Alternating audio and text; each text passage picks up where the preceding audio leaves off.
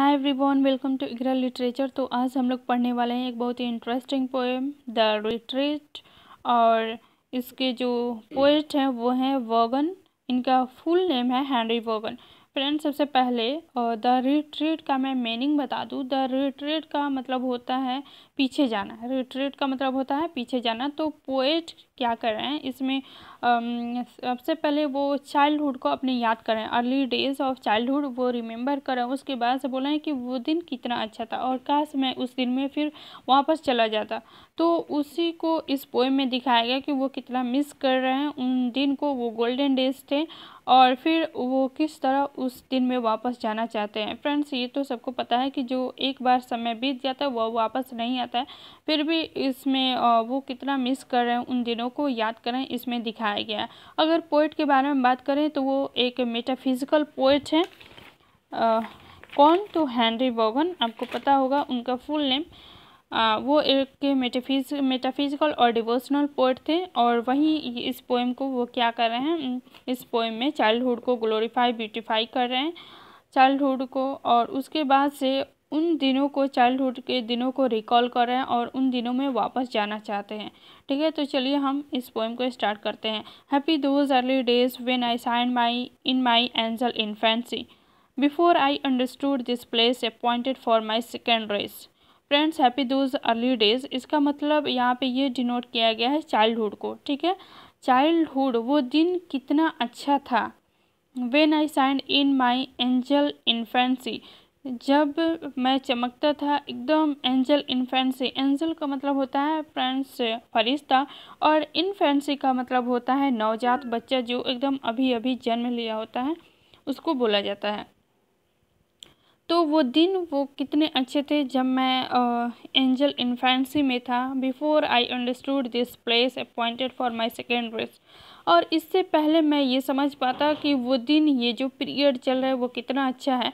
मुझे नियुक्त कर दिया गया दूसरे रेस के लिए। यहाँ पे सेकेंड रेस को इंडिकेट किया गया एडल्टहुड से, यानी जो आपको पता होगा इन्फेंसी जो पीरियड जो होती है वो ज़्यादा दिन के लिए नहीं हो रहती है, ये 1 ईयर से पहले तक की रहती है। तो वो दिन बहुत जल्दी बीत जाता है। तो इसी तरह पोएट उन दिनों को मिस करते हुए बोल रहे हैं कि मैं अभी ये समझा ही था कि वो जो इन्फेंसी वाला जो पीरियड है वो कितना अच्छा है, ये मैं अभी समझ पाता है। फ्रेंड्स, आपको पता होगा कि छोटे बच्चों को उतनी समझ नहीं होती, वो अभी जब वो इन्फेंट हो तो वो उनमें सोचने समझने की कोई शक्ति नहीं होती। बस उन्हें खाने पीने और उन्हें चिल्लाने का बस इतना ही समझ होती है। उन्हें भूख लगता है तो रोते हैं, बस इतना और कुछ नहीं। तो वही बता रहे कि मैं इसके बारे में कुछ समझ पाता, सोच पाता कि मैं एडल्टहुड में इंटर कर गया। और taught my soul to fancy aught but a white celestial thought. और उस पीरियड में अगर मैं किसी चीज़ के बारे में सोचता था, यानी इन्फेंसी में, तो वो कुछ और नहीं बल्कि एक वाइट सेलेस्टियल थॉट था। यहाँ पे वाइट का मतलब होता है गॉड। यहाँ पे वाइट का डिनोट किया गया वाइट से गॉड। सेलेस्टियल थॉट यानी एक ऐसी चीज़ जो एकदम वाइट रोशनी की तरह, एकदम वाइट रोशनी जो चमकता हुआ है, बस वही चीज़ मुझे याद था। ठीक है, बचपन में, और किसी चीज़ के बारे में मैं नहीं सोचता था। फ्रेंड्स, सेलेस्टियल बॉडीज़ का मतलब होता है वैसे आकाशीय पिंड। तो गॉड जो होते हैं, वैसे ज़्यादातर हमारे दिमाग में गॉड को जैसे याद करते हैं, ज़्यादातर वो आकाशीय पिंड यानी आसमान से रिलेटेड एक वाइट रोशनी हमारे दिमाग में आती है। तो उसी के बारे में बता रहे हैं। When yet I had not walked above a mile और 2 फ्रॉम माई फर्स्ट लव। बता रहे हैं कि मैं तो अभी बस कुछ ही दूर चला था, ज़्यादा दूर नहीं चला था, बस 1 या मील दूर चला था फ्रॉम माई फर्स्ट लव। यानी फर्स्ट लव यहाँ पे फिर इन्फेंसी को बता रहा है। इन एंजल इन्फेंसी यानी वो बचपन वाले दिन जो एकदम अभी अभी जो नवजात शिशु होते हैं उसके बारे में। मैं तो अभी वो कुछ ही दिन बिताया था कि मैं फिर दोबारा उस एडल्टहुड में चला आया। And looking back at that short space could see a glimpse of his bright face। और जैसे ही मैं उस एडल्टहुड में आया और पीछे मुड़ कर देखा कि वो दिन क्या थे, कैसे थे, तो मुझे कुछ याद नहीं था, बस एक सफ़ेद चेहरा, बस वही मुझे चमकता हुआ चेहरा याद आया। When on some gilded cloud और flower my gazing soul would dwell an hour. बताते हैं कि अगर मैं कभी भी किसी फ्लावर पे या फिर चमकते हुए बादल पे मेरी अगर नज़रें जाती है तो वहाँ पे अचानक से मेरी नज़रें कम से कम 1 घंटा तक टिकी रह जाती है उस पे। और and in those weaker glories spy some shadows of eternity. और उस चीज़ को देखकर मुझे वो बचपन वाले दिन, जो मैं एकदम नवजात शिशु था, वो वाले दिन याद दिलाते हैं। लेकिन उनके मुकाबले इसे वीकर ग्लोरीज बोला गया है, क्योंकि ये जो फ्लावर और जो क्लाउड है ये उतनी दूरी पे, यानी वो वाले दिन इनके याद नहीं दिलाते हैं, क्योंकि ये अर्थ से रिलेटेड है, ठीक है। और इनके बारे में अच्छी तरह सोच समझ पाते हैं। लेकिन जो बचपन वाले सोच से बस एक वाइल्ड जो चेहरा याद था, वो वाली फीलिंग यहाँ पे उनको नहीं मिलती है, हल्की हल्की उसकी याद दिलाती है बस। Before I taught my tongue to wound my conscience with a sinful sound और had the black art to dispense a several sin to every sense. बता रहे हैं कि जब मैं छोटा था तो मैं न तो अपनी जुबान से किसी को घायल करता था, जख्म देता था, और ना ही मेरी जो चेतना थी वो एकदम सिनफुल यानी एकदम बेकार से वर्ड किसी को बोलने का इजाज़त देता था। यानी गंदा शब्द मैं किसी को बोलता नहीं था, नहीं अपनी जुबान से किसी को दुख पहुंचाता था।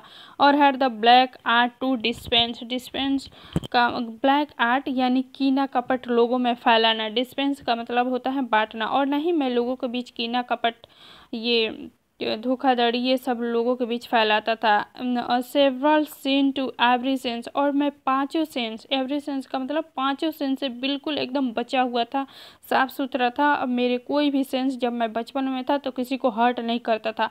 But fail through all this fleshly dress bright suits of ever lasting. और मैं एकदम अपने आप को एक सफ़ेद सा फरिश्ते की तरह समझ लीजिए, उस तरह अपने आप को महसूस करता था। और उस टाइम मुझे उस गॉड की मौजूदगी भी याद दिलाती थी, जो हमेशा हमेशा मेरे पास रहते थे। ऐसा लगता था कि गॉड मेरे पास हमेशा हमेशा के लिए हैं, और मुझे उनकी हमेशा उस समय याद दिलाते थे। क्योंकि बचपन में मैं किसी का हर्ट नहीं करता था, एकदम पूरी तरह से पाक साफ था, सुथरा था। तो इसलिए अगर सेकेंड स्टेंजा की बात करें, O how I long to travel back and tread again that ancient track. Friends यहाँ पे वो तो उन्होंने ये बताया फर्स्ट स्टेंजा में कि किस तरह वो अपने इन्फेंसी पीरियड को कितनी जल्दी पार कर गए और एडल्टहुड में जाके कितना मिस कर रहे हैं। लेकिन सेकेंड स्टेंजा में वो फिर उसमें जाने की, यानी जो फर्स्ट स्टेज था उसमें जाने की ये किस तरह मिन्नतें कर रहे हैं, इनकी कितनी लॉन्जिंग है, चाह है। तो बता रहे हैं कि O how I long to travel back, मुझे कितना पीछे वापस जाना पड़ेगा उस पीरियड में जाने के लिए, उस समय में जाने के लिए। And tread again that ancient track, और मुझे किस चाल से फिर दोबारा वहाँ पे उस पुराने ट्रैक पे जाना पड़ेगा।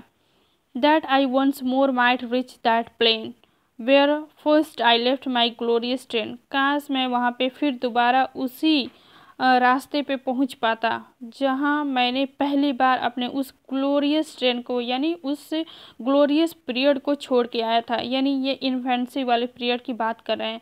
From whence the enlightened spirit sees that shady city of palm trees.